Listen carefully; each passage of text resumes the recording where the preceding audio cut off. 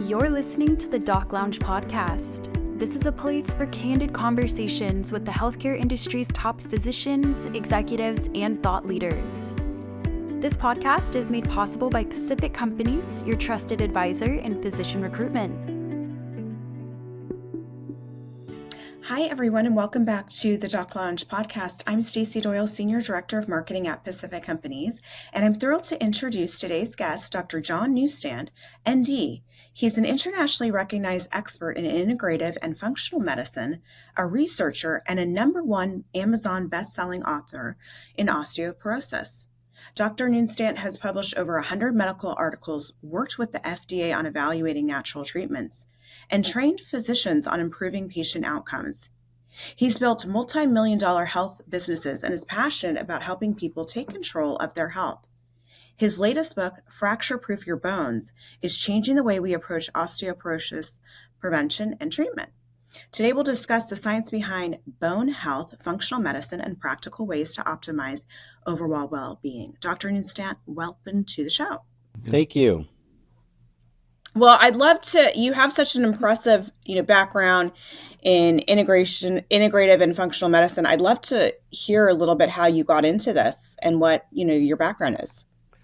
It dates back 25, 30 years now when I was working. This is not my first career. I was a project manager in software companies in the Seattle area, and I started to get sick. I was interested at that time in integrative medicine, nutrition, health. I was bike commuting to work. I loved gardening, but I started to get sick. I was in my 20s. I went to a conventionally trained, by the book medical doctor that was on my list of doctors from the insurance company. And I started asking questions. I was curious about what I could do to help myself. And I didn't love the service that I got. It was immediately when I walked in the room, once he heard what my symptoms are, he wanted to prescribe a medication, which frankly may have been appropriate. But I was looking for other information as well. And he just wasn't able to provide it. No fault of his.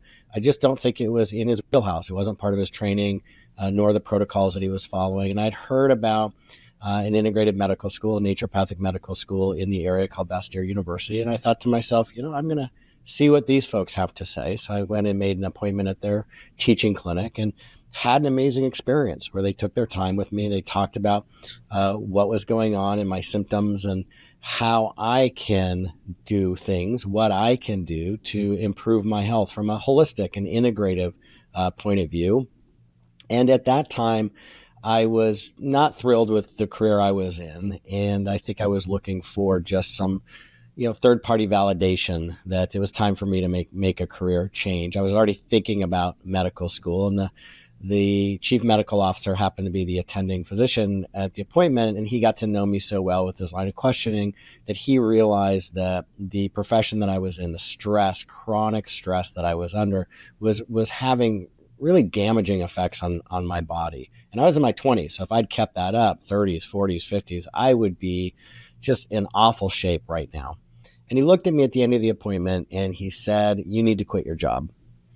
And again, I think that was the third party validation. That was the message that I was wanting to get at that time in my life. And so I changed careers and went to medical school and have focused ever since on integrative, natural approaches to help people improve their health. Love that story and your journey from obviously, a high stress career to now, you operating as a physician and helping, many people with functional medicine. So let us know, how can, physicians and APPs integrate functional medicine principles into their practice? You said, obviously, when you went into, a clinical setting, that wasn't given to you right away. So what would be some advice you could give to, the conventional healthcare setting, how that can be integrated more? If doctors are looking to learn this approach, there are wonderful organizations and associations out there that offer continuing education, classes and certifications in this. One is the Institute for Functional Medicine, an amazing conference they put on every year. There's also A4M, which is a group of integrative-minded clinicians that put on multiple conferences and certifications every year. AMMG out of Florida. There's another one. There's basically an alphabet soup of organizations and associations that are really pioneering, this in terms of getting the word out, educating clinicians, finding opportunities to teach clinicians how to integrate this into their practice, and not just with the science, but also with the clinical models that they can use to make it part seamlessly of their interactions with patients. Love that advice. Thank you for sharing that. Now tell us a little bit more about, your practice. I mean, obviously a lot of patients I'm sure are struggling with chronic issues, anything from poor sleep to digestive disorders, low energy. What are some simple evidence-based, interventions you recommend for these type of conditions? There are a lot of there's a lot First of all, there's a lot of research out there on these integrative natural nutritional medicine approaches to many chronic conditions. I mean, the National Library of Medicine's PubMed database has millions and millions of research citations on there. So pick a condition, do a few keyword searches, and you're bound to find something. One of the areas that, as you mentioned in my book, Fracture Proof Your Bones, that I've become quite passionate about and an expert in is bone health and osteoporosis. And from an integrative or functional medicine point of view, there's a lot of things we can do. And the basic idea of this approach is, what are the biochemical, physiological mechanisms in the body that help promote health, and how can we use those to our advantage to push that system in a direction of health? And I think osteoporosis is a great example of that, because it's essentially a disease of imbalance, where the destructive forces, the osteoclasts that break down bone, are winning. They're working at a faster rate than the osteoblasts that build up healthy bone. And how can we rebalance that system? What does the research show can be used not only to promote healthy bone density, but more importantly, to reduce fracture risk and maintain bone strength? Because a bone density test only predicts 44% of women with osteoporosis who will fracture, and only 21% of men. So we really want to focus on the question of, how can we reduce fractures? And there's lots of research on diet, lifestyle changes that can be made, but also dietary supplements beyond just calcium and vitamin D. There's a specific form of vitamin K called MK4 that, in the dose of 45 milligrams per day, which has been approved in Japan since bone health since 1995, stimulates osteoblast formation and activity, and helps build stronger bone, helps rebuild bone, not just improving bone density in clinical trials, but also maintaining strong bones, as indicated by fewer fractures in women with postmenopausal osteoporosis. And it's a natural, non-toxic nutrient that people can use, that there are lots of people who aren't getting enough vitamin K in their diet. And again, this is a very specific form of vitamin K. And it's about looking at and starting to understand the biochemistry of nutritional medicine, of how the body uses nutrients. And biochemistry, very simply, is how the body uses vitamins, minerals, fats, and amino acids to do its job, and how things like deficiencies, environmental toxins, can interfere with that. Allergies, infections can interfere with that healthy biochemical functioning, and create the environment for diseases to begin and to progress. And what can we do then to interact with that system to reverse it? And I got into this 20 years ago from my own frustrations with helping women with osteoporosis and not getting the results that I was hoping for. That's fascinating. It sounds like there is a big, disconnect with diagnosing and getting people treated for osteoporosis. So is there a way that you think is a better way to identify, okay, is somebody dealing with osteoporosis at this time? Yeah, osteoporosis is considered a silent disease, and it is undertreated. It's mistreated. It's undertested for. In fact, only 5% of Medicare eligible patients are getting tested for osteoporosis with a bone density test. So the first thing, I think, is awareness. The Bone Health and Osteoporosis Foundation recommendation is that any woman or man 50 years or older who breaks a bone should get a bone density test. I'm a fan of when a woman starts with perimenopausal symptoms, that's a great time to get a baseline bone density test, because during menopause and for the 10 years after, it's the fastest rate of bone loss. And then if they're on certain medications, many medications destroy bone and increase fracture risk. Antidepressants, about 25% of women over 60 are on antidepressants, which is also the prime demographic for osteoporosis. And anything that artificially elevates serotonin, because there are serotonin receptors on bone, damages bone and increases fracture risk, so much so that a woman for every 19 women taking an SSRI for more than 1 year will expect to have one fracture. People on proton pump inhibitors also damage bone and increase fracture risk. So anybody who is on those medications or has a long list of other diseases that create osteoporosis, they are great candidates for screening and testing and treatment. Thank you for that statistics. I mean, that's really fascinating. It sounds like, there is research there, and there are ways to learn if you are going to be at risk or currently at risk for that. Now, go back, you said vitamin K. Where if somebody's interested in, supplementing with this to help with, if they're having issues with osteoporosis, tell us where they can get that and tell us more about that.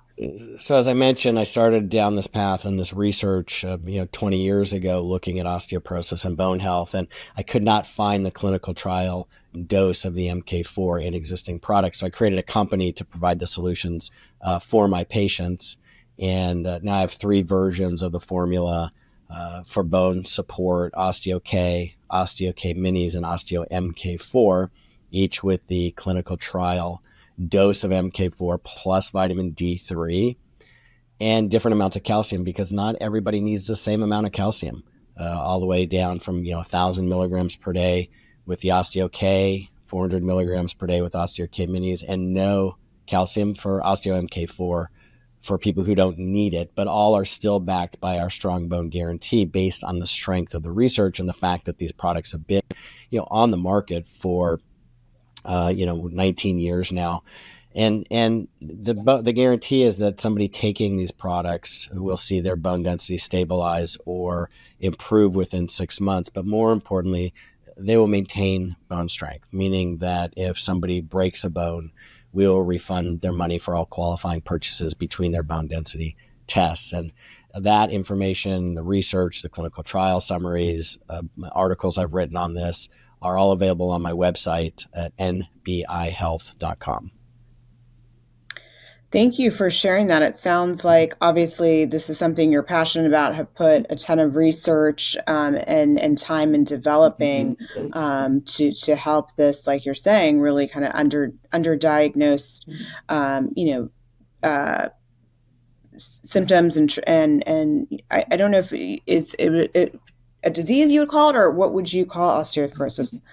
Well, it is officially a disease, but again, it's a condition of imbalance where just the microenvironment in the bone is not adequate, and you're getting bone destruction and bone breakdown. And I do just want to mention that with any of the dietary supplements, it's important to note that they're not treatments. They are not FDA approved to treat or prevent diseases. But what they do, because they're nutrients, they're pushing the biochemistry powerfully in the direction of health, of creating that healthy microenvironment to produce healthy bone collagen and healthy bone mineral density and promote and maintain bone strength. They can be used with the medications, the osteoporosis medications. It's not that you have to do one thing or the other. It's about an integrative approach based on the research and the clinical trials and what the data show are the most effective ways to help our patients. I know you've had a lot of experience working with the FDA, on evaluating natural treatments for diseases or chronic conditions. Tell us, what do you see the role of nutritional and integrative therapies evolving, with mainstream medicine in the future? Well, I'm hoping that it's going to become integrated more, first of all, into the medical education.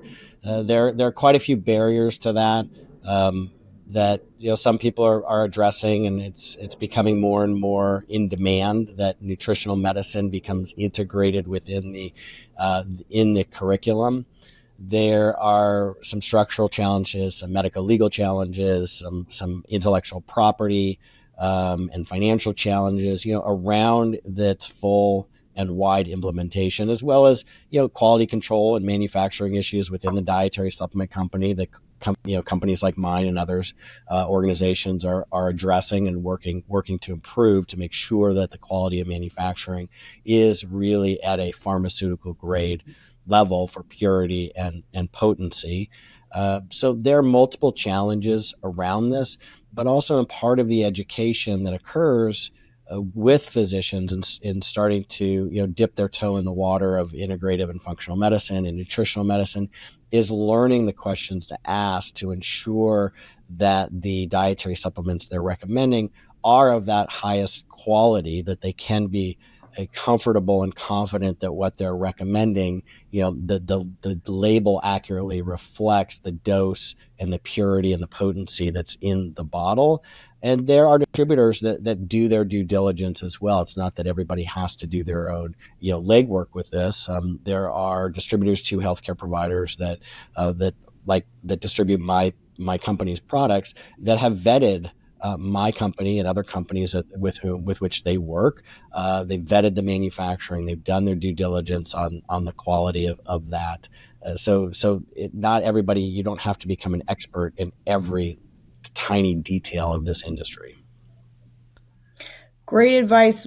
I don't know if you can name some of those names of the companies that you just said that are doing the vetting. So for any, physicians listening want to, utilize them. And like you're saying, if they don't have time to research every single, different supplement out there. Yeah, absolutely. So one is Dr. Supplement Store.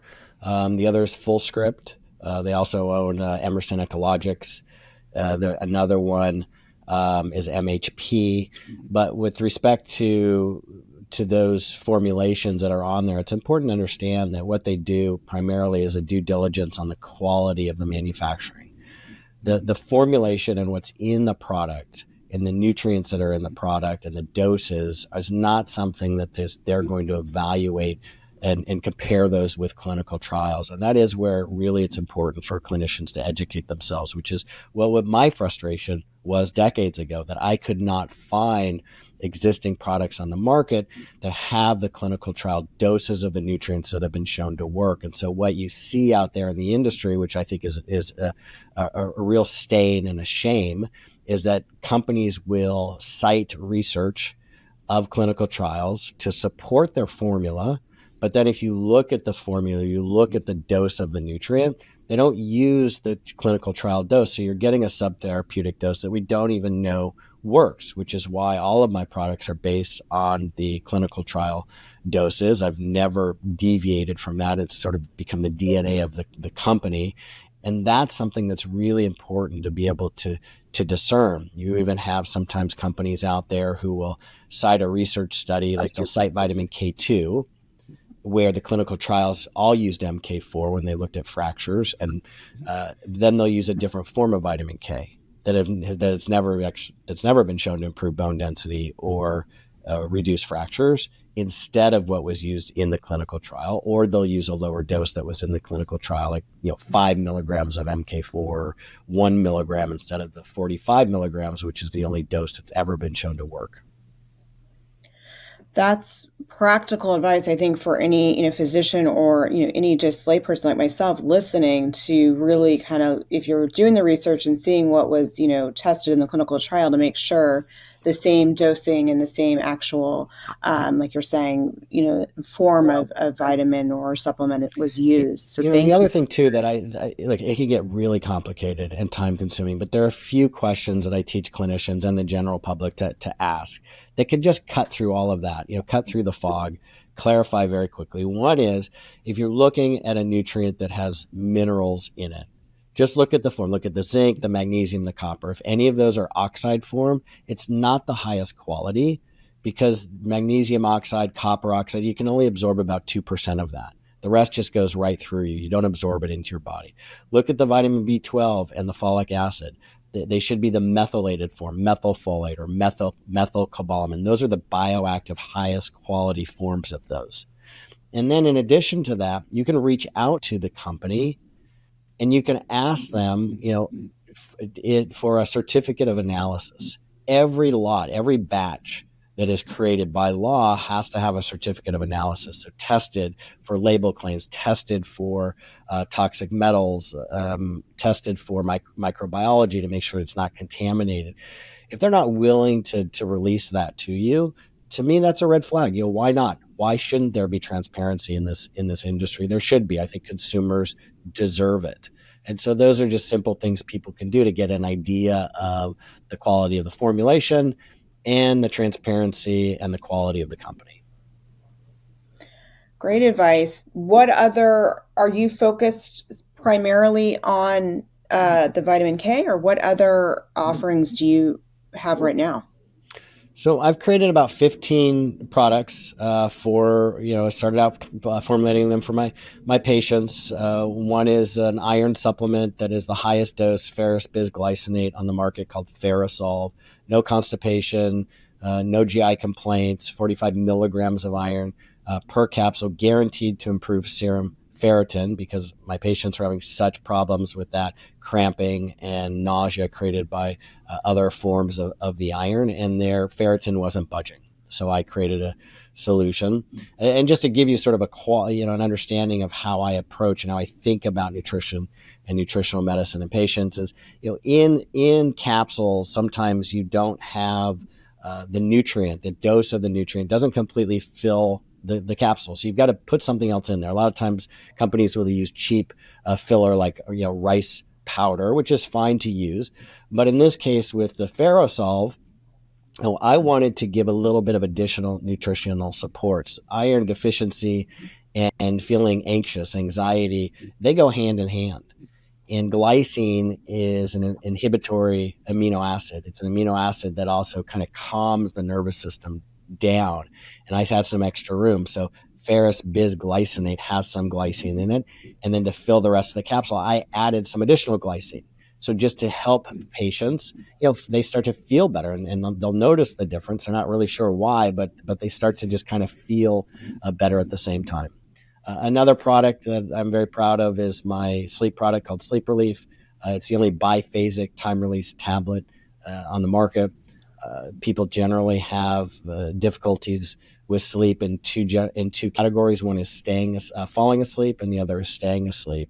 So I dove into the research on the neurobiology and endocrinology of sleep, and created a product that releases its nutrients in two phases.